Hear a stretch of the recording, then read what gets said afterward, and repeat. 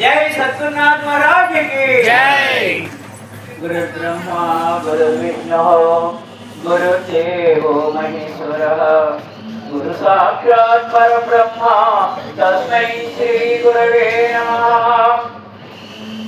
अचल गुरु माता जी श्रीमद सेवक अचल गुरु माता जी श्रीमद सेवक सूर्यकांत महाप्रभु समेत अचल गुरु जी श्री वेंकटदास आर्य सतगुरु महाराज की जय। सद्गुण प्रकाश श्रीमद विजयलक्ष्मी समेत గురుదర్శనంద కాళిదాసార్య సద్గురు మహారాజు की जय। ఈ రోజు పూజలు అందుకున్నటువంటి శాసకానంద చెన్నాదాసార్య సద్గురు మహారాజు की जय। సభకు నమస్కారము। ఆశీనులైనటువంటి గురువర్యులకు మరియు సభలో అలంకరించినటువంటి వారికి కూడా నా ద్వాదశ నమస్కారాలు। మరి ప్రస్తుతానికి చెప్పుకోవాల్సింది ఏంటంటే ఇందాక రమణమ్మ చెప్పాడు, అందరం కూడా మొదట నేనెవరు అనేది తెలియకుండానే ఈ భూమి మీదకి వచ్చి ఈ శరీరానికి పేరు నేను అనుకొని ఈ శరీరమే నేను అనుకొని తల్లిదండ్రులు చెప్పినటువంటి బాటలు నడుస్తూ ఆ సంసారం అనే కోపంలో పడి అందరూ కూడా జీవిస్తూ ఉంటారు।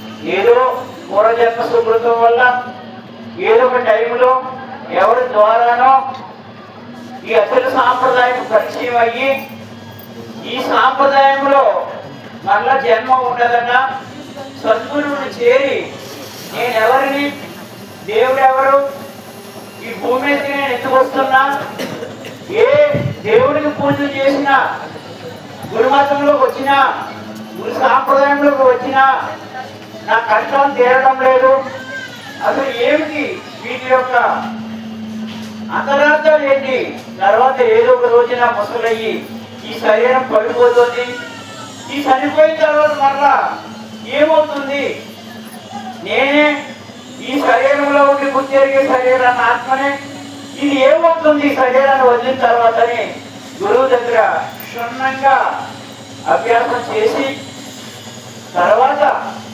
నేనే ఆత్మనని, నేనే ఎరుకనని, నేనే పరమాత్మ స్వరూపనని ఈ సమస్తాన్ని కల్పించుకొని నేను నేను అని జీవిస్తున్నది ఈ ఎరుకని తెలుసుకుంటాం। తర్వాత దీనికి మూలం లేదని గురువు ద్వారా తెలుసుకొని కళలో పోతున్న శరీరం లాంటి వాటిని ఆలోచిస్తాం। దీనికి ముఖ్యంగా నేనెవరని తెలుసుకున్న తర్వాత మన స్వస్వరూప దర్శనం చేయాలి।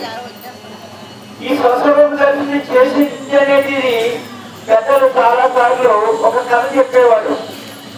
ఒక పులిపిల్ల తప్పిపోయి వచ్చి మేకల మందలో కలిసిందని ఒక నక్క చూసి ఈ పులి మేకలు తినేది కానీ ఈ మందలో తిరుగుతుంది ఏంటని ఆశ్చర్యపోయి మేకలకు మీరు ఎవరు, ఈ మేకల్లో తిరుగుతున్నటువంటి పులి పిల్లకు నీవెవరో అని అడిగితే మేకను అంటుంది।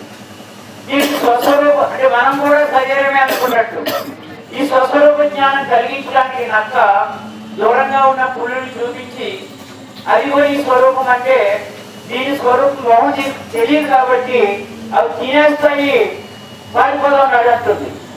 అప్పుడు బావి దగ్గరికి తీసుకెళ్ళి నీ మొహం చూసుకో అంటే ఈ పులిపిల్ల మొహం చూసుకున్న తర్వాత ఈ మేకలకి నాకు తేడా ఉందని తెలుసుకుంటుంది।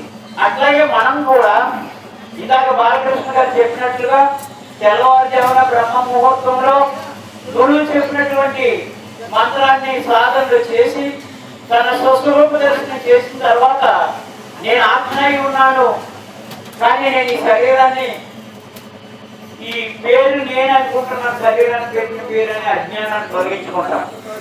భగవద్గీతలో శ్రీకృష్ణుని అడుగుతాడు అర్జునుడు, ఏమిటి కృష్ణ పరమాత్మ తండ్రి నేను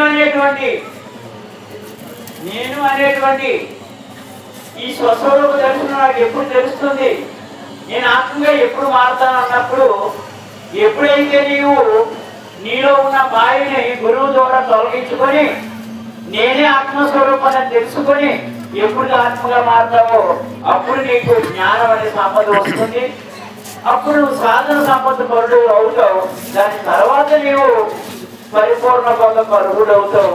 ఆ పరిపూర్ణ బోధలో శివరామకృష్ణుడు చెప్పినటువంటి ఆ 3 వాక్యాన్ని చక్కగా విచారణ చేసి గురువు ద్వారా ఈ గుర్తెరిగే శరీరమైన నాకు ఎరుక మూలం లేదని, ఇది కళలో తోచిన శరీరం లాంటిదని ఎల్ల వేళలా నిత్యము కూడా జ్ఞాపకం ఉంచుకొని మళ్ళా జనుల వలె జరుపు పనులు ఈ రకమైనటువంటి జీవన విధానం మన సాంప్రదాయాలు అందరూ కూడా తెలుసుకొని ఆచరిస్తున్నారు. కాబట్టి కొత్తగా చెప్పేది ఏమీ లేదు. జై సద్గురునాథ్ మహారాజ్కి జై.